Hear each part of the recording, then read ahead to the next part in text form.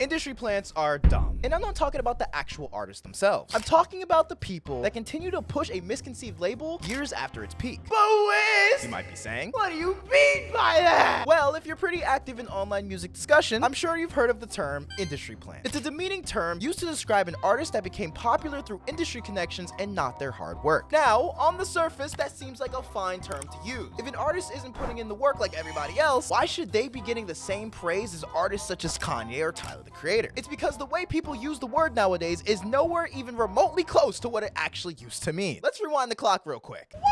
Let's take it back to 2017. The rap sphere was shifting in ways we had never seen before, going through a bit of a renaissance. That renaissance would be what we now call today the SoundCloud rap era. For the first time ever, independent artists were blowing up without any label backing. Nowadays, it's pretty often to see a rapper promoting their stuff on social media, but back then, this was kind of unheard of. I mean, one of the first rappers to ever start uploading their music onto the internet was Soulja Boy in the early 2000s, but what made his movement different from the SoundCloud era was not only how many artists were making waves, but how many sounds they covered. Artists like Lil Uzi Vert, Playboy Carti, Lil Peep, Lil Yachty, XXXTentacion, and even Juice WRLD would all pop onto the scene with so many different sounds. But from the list of artists that I just gave out, I want you to pay attention to XXXTentacion in specific. You see, X was basically the biggest artist to come out of the SoundCloud era. Every little thing that this man did, people were watching. Not only that, but he was definitely the most versatile. But the one song that blew him up initially would be a song called Look At Me. The instrumental was distorted, his lines were choppy and offensive, and a sound that was very refreshing compared to the music we were getting back in 2015. You already know what it is! And the song was a massive hit. Now, think with me. What usually happens when something becomes wildly successful? I'll tell you. People start to copy it. And when XXXTentacion passed away on June 18, 2018, there was a huge gap in the rap scene waiting to be filled. This is where we would start to see the label industry plant really take off. And of course, as with most trends, this term is nothing new. I mean, one of the earliest examples of an artist being called an industry plant was when Drake first debuted in 2009. What about Drake? You like Drake? No. A lot of people did not believe that he was real hip-hop, mainly due to how his music sounded and where he came from. A lot of people at the time did not believe that he was an authentic artist. And though the sentiment around Drake has definitely changed nowadays, back in the day, 2009 Drake, shit, I wish we could get that nigga back. I thought he was pretty authentic. But that's not the point, all right? Stay with me. Back to 2018. The biggest example of what an industry plant really is took place right after XXXTentacion died. And their names were Jumex and Kid Buu. Just a month after X passed away, Kid Buu would blow up with a song called Death to SoundCloud. Now I'll let you tell me who this flow sounds like. She thought my crew was a ghost. Told that bitch no dish, so rape starts on my roof. Hosting with that pump, relay with that pump. Race. He has the colored dreads, the ignorant attitude, the face tats. I mean, the nigga even had two of the same hairstyles that X had. It was very obvious who he was trying to mirror. And the comments will tell you what the exact sentiment at the time was. This man absorbed every SoundCloud rapper into one.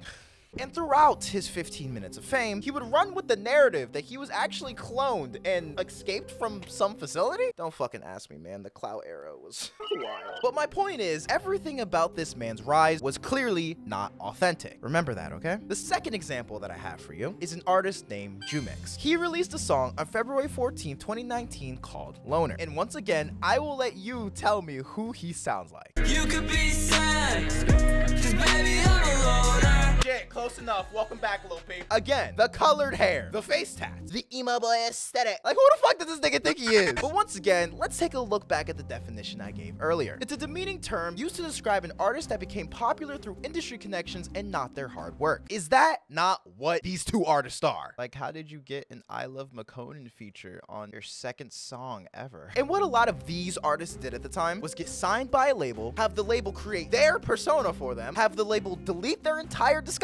and push their first music video out with the new persona to millions of people. An unoriginal artist being artificially brought up in the industry. Niggas would have 2 songs out and get a fucking feature from PNB Rock. Like, nigga, how the fuck did you even get that shit? Now that I've given you examples of real industry plants, let me show you how this fucking word evolved. When Billie Eilish first blew up in 2019, they called her an industry plant. When Lil Nas X blew up in 2019, they called him an industry plant. And in Nas's case, that's even funnier to me because in March of 2019, me and my friend Gavin literally found that song when it was exclusive exclusively on SoundCloud. When Nas first dropped Old Town Road, it wasn't on any streaming service. He eventually dropped it on streaming services once the song blew up on SoundCloud. And even back then, Nas still had a backlog. That song Thanos still go hard. And when Lizzo blew up in 2019, they called her an industry plant. Are you starting to see a little bit of a pattern here? Compare these 3 artists to these 2 artists, and you'll start to see a difference here. As time eventually gave us newer and newer artists, it seemed like every time an artist a consumer wasn't familiar with was pushed to their feeds, they would immediately call them an industry plant. If you happen to be a rising artist with a label, you're apparently an industry plant. Forget the fact that all these artists that I just mentioned have a back catalog of work and a unique brand. If you're backed by a label, you're just automatically an industry plant, I guess. Wouldn't that make every artist in the industry an industry plant? This is why I don't like how twisted this word has become. In the past years, we've seen some really creative artists pop up on the scene, such as Tommy Richmond, Tizo Touchdown, and doechii. Now, say what you want about these artists, but each artist I just listed have been in the industry for years. Only difference is they're just now starting to get noticed. And I just find it hypocritical that we seem to always get upset with labels whenever artists complain about how the labels don't push their music. But then we also get upset when they do their fucking job. And what made me personally start to second guess this whole industry plant narrative was when Ian Dior dropped 18 back in 2019. Some people may say he's no different from Jumix, but it was something about his debut album, Nothing's Ever Good Enough, that just resonated with me back in middle school. That I drove her away with my emotion. But it was so obvious to me that his success was being artificially pushed. Once again, the emo rap scene still had a gap in it. They were trying to fill it with Ian Dior, Jumix, and a bunch of other fucking niggas. But I started to question, if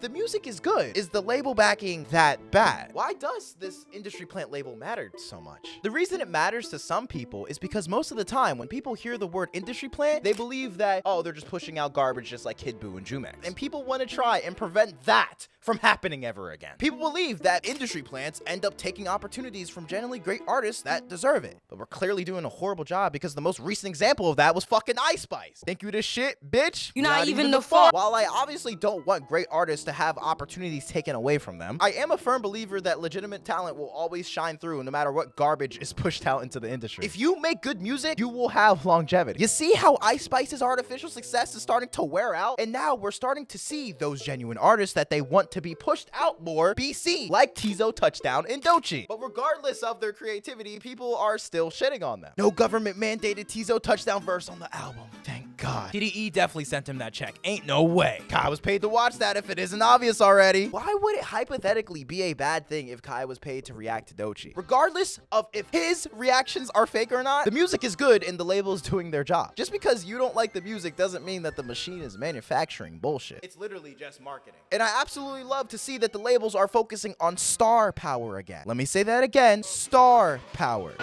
Because if you've been paying attention to what they've been pushing TikTok artists that die out faster than a fucking beta goldfish. Everyone's been asking labels for the past few years to invest into artists' careers again, not their moments. And here we are. Yeah, I feel like no one is noticing how nonsensical it is to call an artist with an actual sense of personality an industry plant. Even with the smaller examples, like Four Bats, you know, he kind of came and went, but the hit tracks were good and his gimmick was fun. Kyla's also had her moments, but she's been buzzing for years even before Water. And then Tommy Richmond, the biggest example of people misusing the word industry plant. Yes, he had a crazy 2024 summer run, but he's been underground for years. It's honestly kind of sad because he dropped his debut album Coyote and specifically left all of his hits off the album and only kept some of his day one collaborators on there just to show that he was an authentic artist. And people just shat on him for wanting to be real. Just because you've never seen an artist before doesn't automatically make them an industry plant. If you see a nigga like Jumix or Kid Buu again with their shitty ass music, then yes, call it out. That shit is inauthentic. Industry plants are inauthentic. But if the music is good, they have a unique personality, and they got a back catalog, I think we should work more on uplifting them rather than misusing the word industry plant. And that's why I believe the term industry plants is misused, no longer relevant, and absolutely fucking stupid.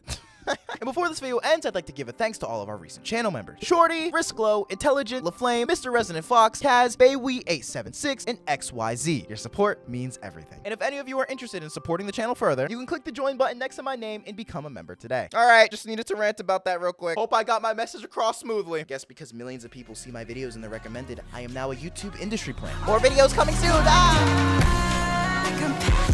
Like I'm like that pressure, apply pressure, but they don't like that.